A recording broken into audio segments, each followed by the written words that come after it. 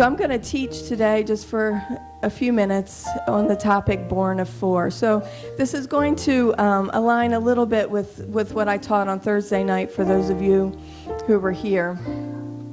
And you'll see as we go through how that comes together. But first I'm going to read from the book of Mark, chapter 2, starting with verse 1. Before I read, though, I do also want to honor all of our mothers. Our mothers to be, those whose mothers have passed on, maybe your children have passed on, whatever it may be. I give you honor for all that you've done. I also thank all the ladies in this church, and some of the men too, but today's Mother's Day, so for helping me with my daughter. Because sometimes, I'm busy up here, I'm busy doing other things, and I know that people are keeping an eye on her for me, and I appreciate that as well. You all are so good to her. Even when she's rotten. Sometimes. She's sweet, though, too. But thank you for helping with that. Okay.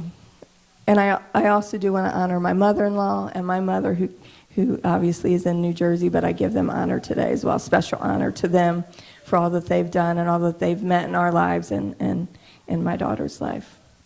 Okay, Mark chapter 2, starting with verse 1. And again he entered into Capernaum after some days, and it was noised that he was in the house. This is talking about Jesus. And straightway many were gathered together, insomuch that there was no room to receive them. No, not so much as about the door. And he preached the word unto them. See, that community there was excited that Jesus had come. They all gathered, and there was no more room in the house where he was preaching. Verse 3. And they come unto him, bringing one sick of the palsy, which was born of four. And when they could not come nigh unto him for the press, they uncovered the roof where he was. So those four that were carrying that man with the palsy couldn't get in. But when they couldn't get in, they uncovered the roof where he was. And when they had broken it up, they let down the bed wherein the sick of the palsy lay. Verse 5.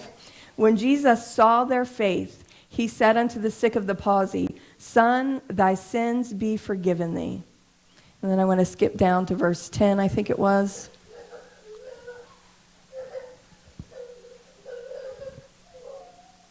But that, and this is Jesus speaking, but that ye may know that the Son of Man hath power on earth to forgive sins, he saith to the sick of the palsy, I say unto thee, arise, and take up thy bed, and go thy way into thine house. Verse 12, and immediately he arose, took up the bed, and went forth before them all, insomuch that they were all amazed, and glorified God, saying, we never saw it on this fashion.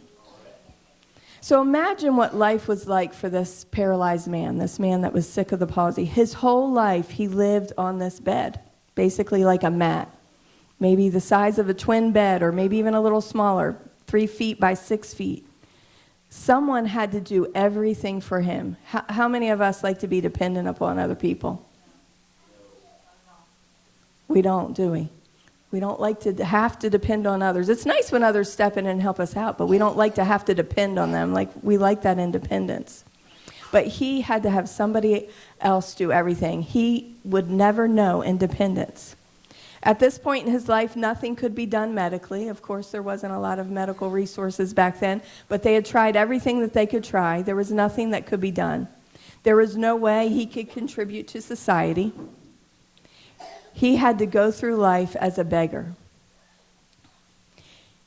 I'm sure he dreamed of a healthy body. How many of us that have ailments, even during allergy season, I know that's been really bad. We all wish that we didn't have allergies, right? When you're going through it, whatever it is you're going through, you dream that you don't have that problem and that you don't have that issue. And I'm sure he dreamed of that as well. He dreamed that he could one day be free and healthy, but he always had to wake up every morning to his limitations, to know that he needed someone else to step in and help him so that he could just live day to day. He knew he would never be free from the confines of that body. Even today, many of us and other people that we know who wrestle with physical challenges, they'll tell you that one of the most difficult obstacles that they face is the attitude of so-called normal people. Right. That's the biggest difficulty that they face.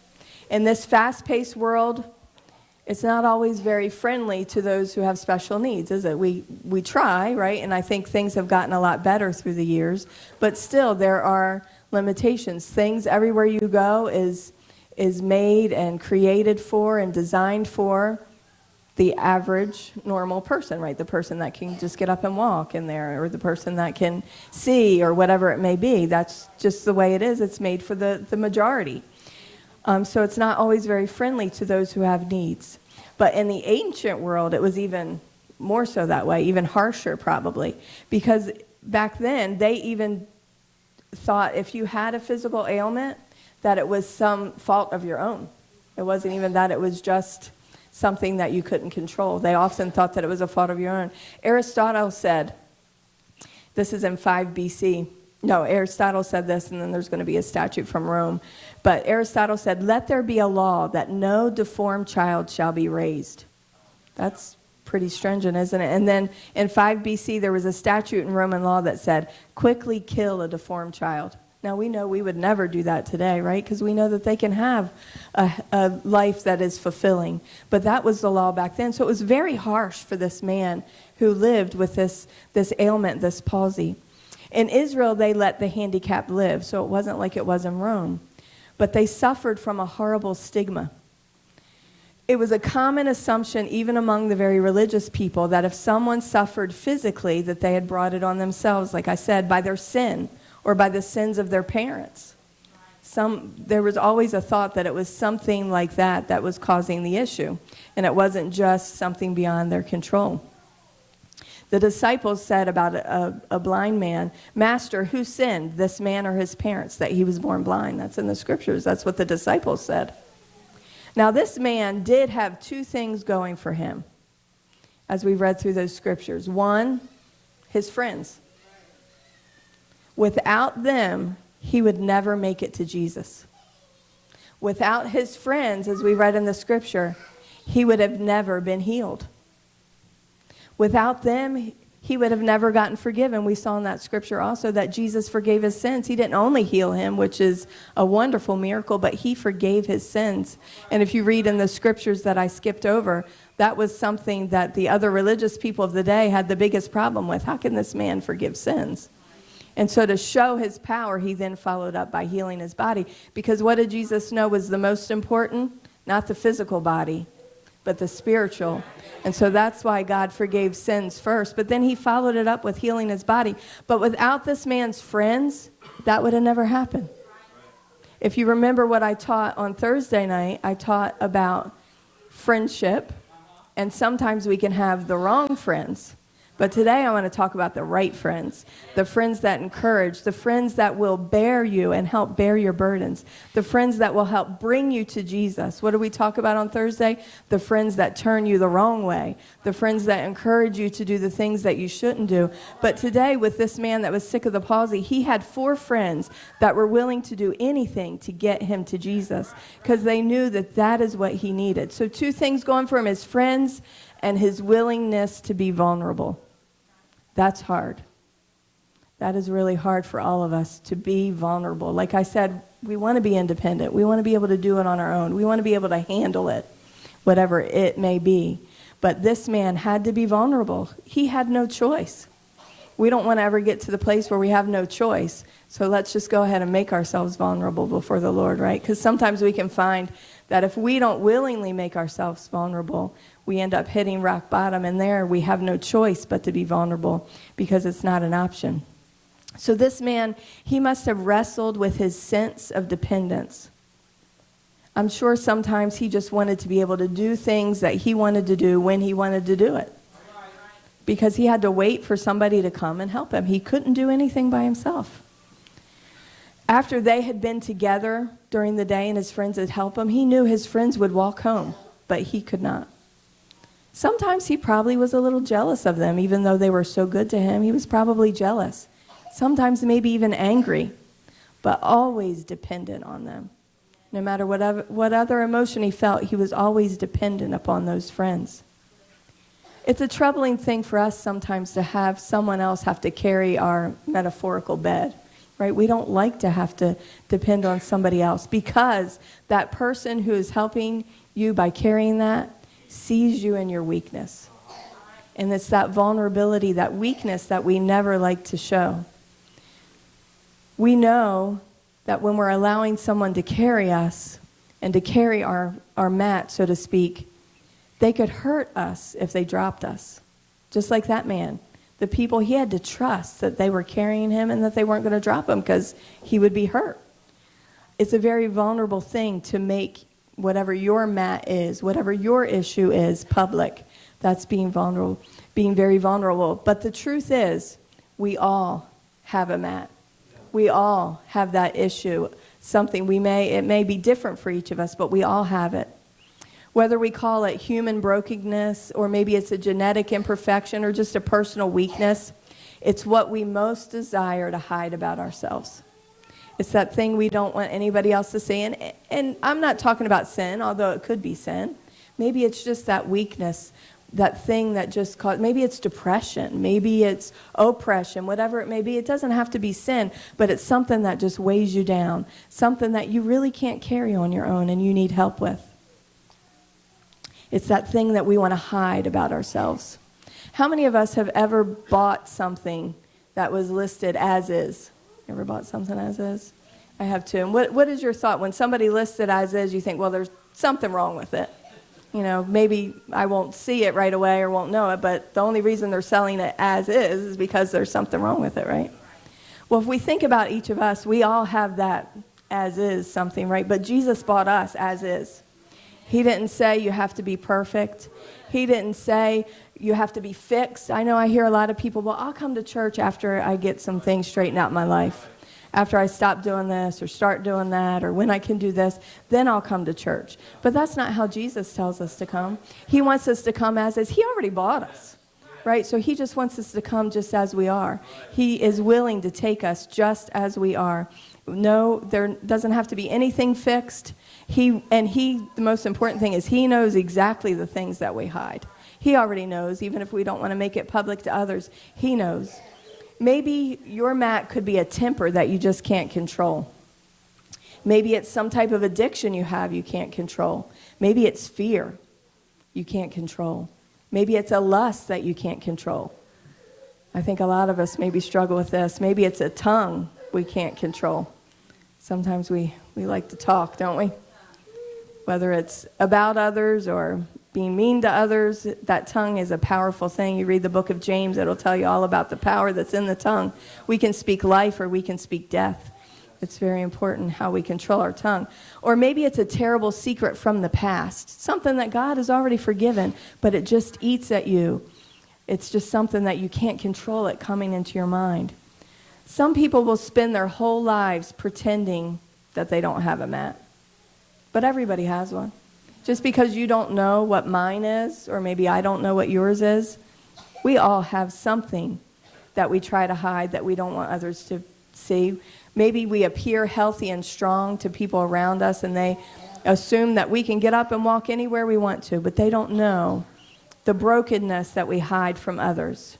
And there are some people who are really good at hiding the things inside, hiding whatever that mat may be. It's not something that can be easily seen.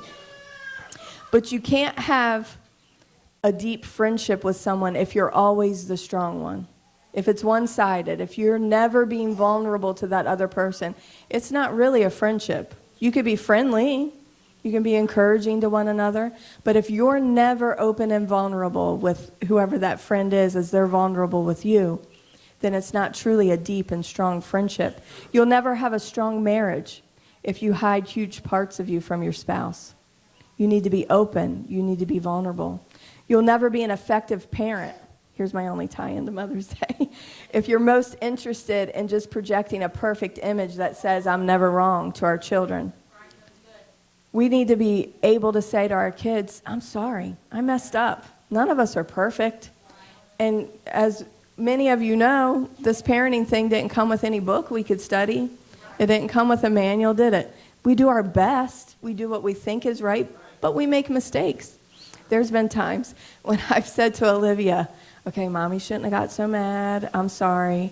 And she'll say, that's okay, Mommy. I still love you even when I'm mad at you.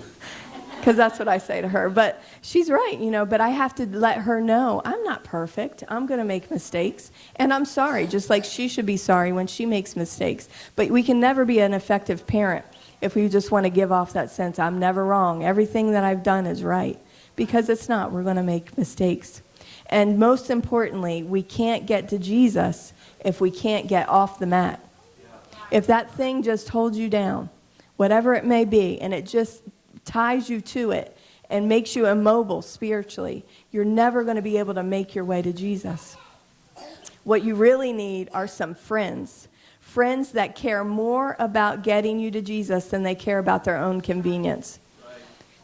I hope we each have some friends like that. Some friends that'll say, you can call them in the middle of the night, and they'll say, I'll be right there because I know we need to pray. Or they'll pray with you on the phone, or whatever it may be. Whatever it is that's going to get you to Jesus. Whatever it is that's going to get you in his presence. We have to have those friends that can take us there, that care more about us than their own convenience. When these gentlemen that we talked about here, these 4 friends came to pick up their friend, they really picked him up. It wasn't just literally carrying him, but it was that emotional support. It was that encouragement they gave him, and they said, we're going to take you to Jesus. Have you ever felt like Jesus was so close, but you just couldn't get through? He just wasn't hearing. You could feel his presence around you, but you couldn't feel it in you. Sometimes that's how close we can get to Jesus. We can come to church, but maybe we're not really in church, right? Just because we're in this physical building doesn't mean you're really part of the church. You've got to do some things to make sure that you can be part of it. But sometimes we feel close to him, but we just can't get through. And that's what this day was like for this man. They were shut out of the action. They couldn't get into the house because they had this mat. And they couldn't go single file, right? They had to go 2 with the mat in between them, and then 2. So they weren't able to just squeeze through like sometimes you can do when you're on your own. But they needed to get him to Jesus, but they were blocked out. That's until one of the friends got an idea. They said, let's go up, we'll make a hole in the roof, and we'll lower him through the roof. The 4 friends and the man were so desperate to get to Jesus that they weren't going to let anything get in their way, not even a roof. Ironically, a lot of the things and barriers that we perceive in our own lives are really as fragile as that roof was. That seems daunting, right, to be able to get through the roof. But back then, it was like a thatched roof, right, so reeds and mud and things like that. So easily torn away, but something that they had to take action and they had to do. And a lot of times, the things that we perceive as huge barriers in our own lives are actually really fragile if we would just spend the time and attention to concentrate on it and to do it. It just takes some friends who aren't going to be bound by what appears to be reality. Maybe they're going to be a little irrational. And they're going to have some irrational determination and irrational vulnerability on your part and their part to get you to Jesus, to get you where you need to be. Again, this man couldn't get there by himself. If they had never come to get him, he would still be laying at his house. But they carried him to Jesus, and when they got there and they couldn't get through, they said, this isn't going to stop us. There was a pioneer in interpersonal psychology named Harry Stack Sullivan who said, it takes people to make people sick, and it takes people to make people well. It's not exactly true, I don't believe, but it does hold some significance, and it shows us that every one of us is responsible for our own sin before God. But we are shaped more by people than any other force in life, and that's really somewhat of what I was talking about on Thursday. Even if we think that we're the strong one, other people are going to shape you. I think I said it on Thursday, but it is a saying that's well known that says, show me your friends and I'll know who you are. Show me your friends and I can show you your future. Because our friends have a big influence on who we are. And that's why we're talking about, you have to be careful about who you allow into your life. But you need people like this man had. We do need friends. That doesn't mean that we shut everybody out because we want to be safe. You still need that encouragement. You still need those friends. We are shaped by people, though. Maybe it's more accurately to restate Harry Sullivan's quote by saying, Satan uses people to make people sick, But Jesus uses people to make people well. So we have to allow Jesus to use us so that we can help one another. Imagine for a moment that you're the man on the mat in this story, and you're about to go through the roof. That's a pretty big risk to allow to be in other people's hands, right? Can you trust your friends to keep you safe? When they carry you at ground level, yes, if they dropped you, it would hurt. It wouldn't be pleasant. But this time, from the top of the building, if they dropped you, that could be fatal, right? That could have big consequences. What about the crowd? What about all the other people that were there? What were they going to think? What about this man, Jesus? What was he going to do? Was he going to reject him? What was going to happen? So lying there, you, being the man on the mat, have to make a decision. Are you willingly going to go through the roof knowing you could get dropped? You could get ridiculed by the crowd. Look at this lame man. Because you know what they thought about lame people, right? You could get rejected. He thought maybe he would be rejected by the people or even by Jesus. But if you don't go through the roof, one thing is certain. You're never going to be healed. If you don't take that risk, if you don't make yourself vulnerable, if you don't do whatever it takes to get to Jesus, you're never going to be healed. And when Jesus saw their faith, do you have any idea what the faith of one person can do for a friend? We see it here. We don't know if the man on the mat had faith that Jesus would do it, but his friends convinced him, we got to give it a try. His friends had faith at the very least, or they wouldn't have done it. So the faith that you can have can really impact a friend. Jesus looks at the man when he's dropped down through the roof, and he saw not only a broken body, but a broken soul. We talked about that a little bit. And he forgave his soul. And of course, that's the deepest healing. But before Jesus healed his body, he forgave him of his sins. What sins can a paralyzed man do anyway, you might think? What could he have done? But Jesus understood that some of the deadliest sins aren't sins of action. They can be sins in our mind, sins in our heart, resentment. Like I said, maybe he was jealous sometimes of those who could get up and walk. Arrogance. Sometimes we think we know it all, don't we? We think we have all the answers. Judgmentalism. We look at others and we come up with our own ideas about them and judging them. Or envy. Those are sins that we can commit without ever lifting a finger, let alone getting up off the mat. We can have those sins in our hearts. So Jesus knew that just because he didn't get up and walk and do things didn't mean that he didn't have sin in his heart. And Jesus forgave him of those sins. There were other paralyzed people probably in the room that day, even physically, but also there were clearly paralyzed people religiously and spiritually. There were the religious people who were upset at the roof crashers. They were upset because they interrupted what Jesus was saying to them. They interrupted the lesson that Jesus had for them. So they were upset at the man who was intruding on their service. And they were upset at Jesus for giving him forgiveness. So they had sin even in their own life. They were paralyzed just in a different way. They had arrived on time, maybe even early, because they wanted to get the good seats. They were familiar with the order of service. Maybe they had the most seniority in the religious community. They were supposed to be the most spiritual ones. But apparently, they didn't have enough care for the single person that was being brought to Jesus. To them, church was about them and only them. We need to be careful, church, that we don't get that way, right? When we have guests come, we don't make the service just about us and what we can get from Jesus. We need to make sure that they can receive from Jesus as well. And we need to focus on that and not just be concerned about ourselves, because that's paralyzing sin in our own hearts that we need to be careful. What preoccupies you? Where does your mind drift when you're not doing anything? What do you daydream about? If you're an entrepreneur or someone trying to start a business, you eat and sleep that business. That's all you think about because you know that is your financial future. If you're a great coach, you're always thinking about different plays and different things about the game. Maybe you're even scribbling things down on napkins. A young mother constantly worries about her children. She's just thinking about it. The first time you leave them at daycare and you're not there, you're just like, okay, what are they doing? Because you left them crying probably. Are they crying? Are they okay? Are they being taken care of? And then you get that little picture in the app. So, okay, well, at least she's smiling. That was me the first time that we left Olivia at daycare, which, of course, she loves it now. But you think about these things. A sports enthusiast has his mind on the next big game. Hopefully nobody's thinking about the Pacers right now. I know they have some big games coming up. But that's the things that you think about are the things that define who you are. When everything is quiet and there's nothing going on, there's no computer on, or you're not looking at your phone and you're just quiet. Maybe when you lay down, try to go to sleep at night. What does your mind think about?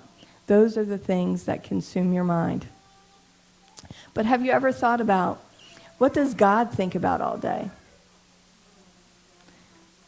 We can know a little bit of what he thinks about by looking at when he came as Jesus. He was always thinking about people. Jesus was always concerned about the people. He wasn't thinking about himself. He wasn't even thinking about those closest to him, the disciples. He was thinking about the people. We see the scriptures. He was obsessed with the lost sheep, the lost coins, and the lost prodigal sons. Those are the things that God thinks about. Those are the things that Jesus thought about. We don't become more spiritual by just attending more church services. And I'm a proponent for being in the house of God. Of course, you all know that I am. You need to be here because, again, that man would never have been healed if he hadn't been in the house by Jesus. So you need to be here. I don't take that away. But that's not what makes us more spiritual. You could come every time these doors are open and be full of sin in your heart. That's not what makes you more spiritual. But it does allow you the opportunity to interact with his Spirit more. But it's not just about more church services, but it's by reaching out to more people. That's what can really increase our spirit. And that explains many of the things that Jesus did and the things that Jesus taught. He told us, don't judge or you will be judged. If you don't forgive others, God will not forgive you. If you don't love your brother, who you can see right in front of you, how can you love a God that you can't see? It's really difficult to say that you love him when we can't love one another. These are the things that Jesus taught us. And Jesus wasn't saying that forgiveness is being withheld to get back at you as like a consequence for what you did. But he was just making an observation about our human nature. Our human nature is what can we do to reward or as a consequence to one another. It's psychologically impossible to really live in God's forgiveness and not want to experience that with other human beings. We are made, you know the quote, no man is an island, right? We are social beings. That's what we are. That's how God created us. He created us to want to be in relationship with one another. He created us to want to spend time with one another. That's why we like to spend time with people, even introverts. Now, they may not want to do it in a large group or something like that, but they still enjoy spending time with other people that are in their close circle of friends. That's just part of our human nature. People who don't love people can't really love God. That's impossible. So we have to show our love one to another. We have to be friends one to another. The Bible teaches that love is the ultimate expression of God's law. It's equally true that lovelessness is the ultimate expression of sin. The spiritual descendants of those crowded into that room are still with us. If you think about those that were there that didn't have the right attitude, and we still see this sometimes today in ourselves and in others, we can be self-righteous, we can be critical, judgmental, negative, disapproving. We got to get beyond that. But the spiritual descendants of those 4 friends are also still with us. They will endure any inconvenience or embarrassment or sacrifice to get someone to Jesus. They don't care what it takes, but they're willing to pick up their friend and get them to Jesus. But we have to be willing, when we're the one who needs that pick-me-up, so to speak, to be vulnerable and allow someone else to help carry us. We have to be open. Because sometimes people don't know you need help when the mat is something that they can't see. So we have to be open one to another, and we have to be willing to allow others to speak into our lives. And again, Don't forget the lesson on Thursday. We do have to be careful what those influences are. You have to make sure it's the right friends and the right people that have the good things in mind for you and not the bad. People's mats are sometimes heavy and awkward. And there's always some barrier, some roof. Maybe it's busyness or fear or conflict that we just have to crash through.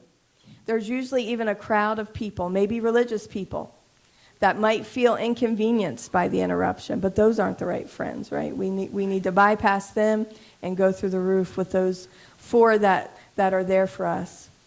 But those who find their way to Jesus expand their world to brand new horizons. That world of that man that started out as that 3x6 mat and confined to that and only to where his friends could take him was expanded that day that he made it to Jesus. That day that he was vulnerable to his friends and open to receive from the Lord. See, he had to be open to receive that as well. But both physically and spiritually, that man suddenly became the healthiest guy in the room, and his sins had been forgiven because he was the one that was most recently touched by Jesus.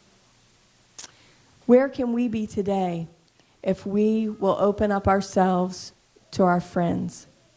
We need to have friends.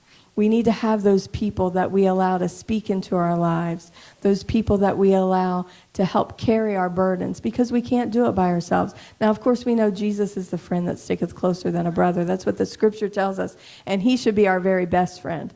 I know every day my daughter comes home with a different best friend. So-and-so was my best friend today, or so-and-so didn't want to be my best friend, because to her, friend is best friend. If you're a friend, you're her best friend. That's the way that she feels, and we know that Jesus should always be our BFF, so to speak, right? He should be our best friend, but we need others. We need a community. Hopefully we feel like this church family here at Point of Hope can be that community for you, but you have to be vulnerable and you have to be open. I hope that during this month of prayer, we asked everybody to get a prayer accountability partner for this month, and I hope that you did actually do that and you reached out to someone, because you should be sharing your prayer requests with them, sharing your praise reports. Be open. Don't just give them, the high level, I feel sick today. Whatever it is, something that we don't mind to share. But actually be vulnerable with them. Open up and say, I'm really struggling with this. We all have something. Now, they may or may not choose to share with you, but there's some mat that they carry as well. There's something that they could really use help with, a burden that they need to have lifted. And they have to be willing to be born of those four, and they have to make themselves vulnerable. We have to make ourselves vulnerable to one another, and most importantly to God, because sometimes we come to Jesus and we want to act like everything's okay. I don't know why we do it. We know that he knows. But still, we come and we don't really want to open completely up to him, even though he knows everything. He already knows our very thoughts. But, like we talked about again on Thursday, he will allow us the opportunity to share it with him. He's not going to force us. We talked about the Garden of Eden. After Adam and Eve sinned, he came to them and he gave them the opportunity. He knew they were hiding. He knew where they were. But he walked into the garden in the evening, just like he had done every day.